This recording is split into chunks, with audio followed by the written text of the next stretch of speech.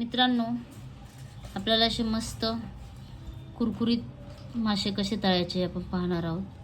तर आज मासे माझा भाऊ तळतोय, त्याची रेसिपी आपण बघूया. तर चला करूया रेसिपीला स्टार्ट. हाय फ्रेंड्स, मी वैशाली, तुमचं माझ्या नवीन ब्लॉगमध्ये स्वागत आहे. आलेला आहे माझा भाऊ गावावरून, तर त्याच्यासाठी आणलेली खूप सारी मच्छी. तर पाहू शकता, आता मच्छी फ्राय करण्याचं काम तो करणार आहे. तर पाहू शकता मच्छी किती आणलेली ती. खूप असे मासे आवडते. हा, सगळे धुवून टाक, सगळे बनव. ते एवढे असे मासे आणलेले आहेत, पाहू शकता. 2-3 प्रकारचे मासे आहेत मित्रांनो. हे मित्रांनो नमस्कार, आपल्या या नवीन ब्लॉगमध्ये तुमचं सहर्ष स्वागत आहे मित्रांनो. तर मी इकडं ताईकडे आलेलो आहे मुंबईला, आणि मुंबईची फिश म्हणजे तर काही सांगायची गरज नाही आहे. किती छान अशी फिश आहे, पाहू शकता. बांगडा आणलेला आहे, त्यानंतर कोणता आहे ताई? सुरमई आणलेला आहे. ताई खात नाही, पण माझ्यासाठी एवढं घेऊन आली. एवढं कोण खाईन आता.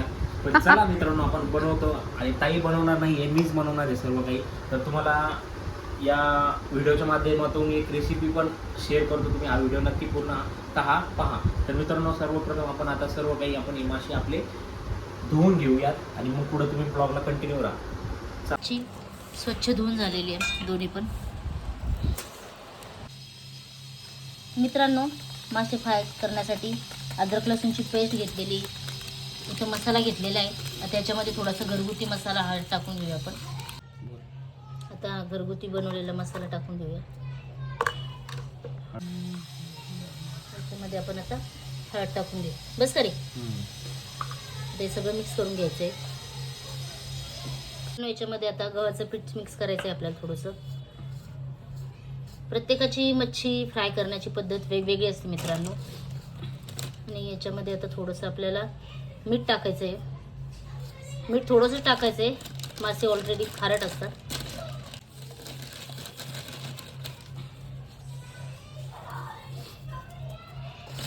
मध्ये आता बेसन पीठ टाकायचं आहे आपल्याला थोडंसं. हे सगळं मिक्स करून घ्यायचं आहे.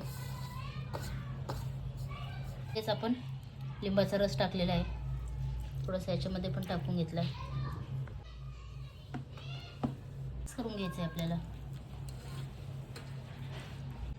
तर या सगळ्या माशांना थोडंसं अद्रक लसूण लावून घ्यायचं आहे आपल्याला. मित्रांनो, मच्छी फ्राय करण्याची प्रत्येकाची वेगवेगळी पद्धत असते. माझ्या भावाची पद्धत पाहूया कशी आहे ती. तो कारण कायम तळत असतो, त्याच्यामुळे माझे मिस्टर बोलले तू मच्छी तळ छान, बघूया कशी तळतोस ते, म्हणून बनवतोय तो. आता या सुरमई माशाला पूर्ण याला अद्रक लसूणची पेस्ट लावून झालेली आहे. आता या बांगड्या माशाला लावून घेऊया. तर मित्रांनो, आता जवळजवळ सगळ्या माशांना अद्रक लसूणची पेस्ट आपली लावून झालेली आहे. भाऊ आले त्याच्यामुळं खूप सारे मच्छी आणलेले आहेत, त्याला खूप आवडते. आवडतात तर त्याला बोललं तूच बनवतोस का. मित्रांनो, आता आपण कढईमध्ये तेल टाकलेले मच्छी तळण्यासाठी.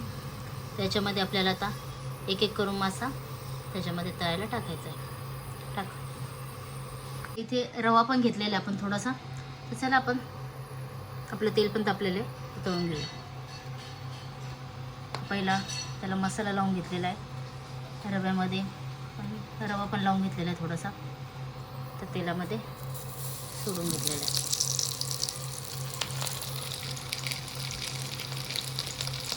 तेलामध्ये आपण मासे सोडून घेतलेले, तर त्याला तळून देऊया एका साईडने. आता एक साईडने फ्राय झाल्या का एक साईडने तर पलटी करून घ्यायचं आपल्याला. मित्रांनो, कोण असं करतं, भाऊ घरी यायला त्याला कामाला लावतो, मी ते लावत असते बाबा.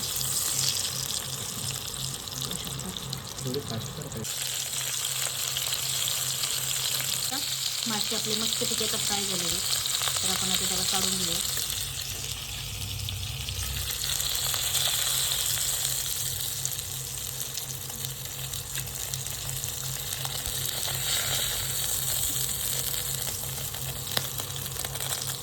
आपला बांगडा मासा तळून तयार झालेला आहे. आपण आता सुरमई मासा तळत आहोत, पाहू शकता. त्याच कढईत तळतोय आता.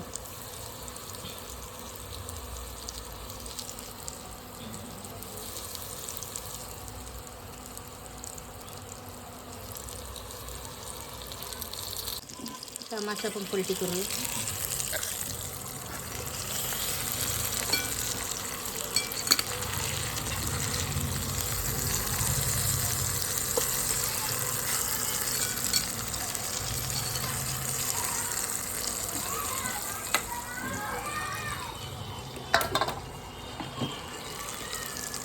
मला ना तुम्ही पाहू शकता मित्रांनो, आपली सगळी मच्छी तळून तयार झालेली आहे मस्तपैकी.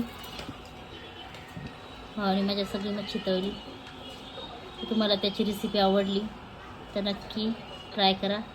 तर भेटूया पुन्हा नवीन ब्लॉगमध्ये. Tata bye bye.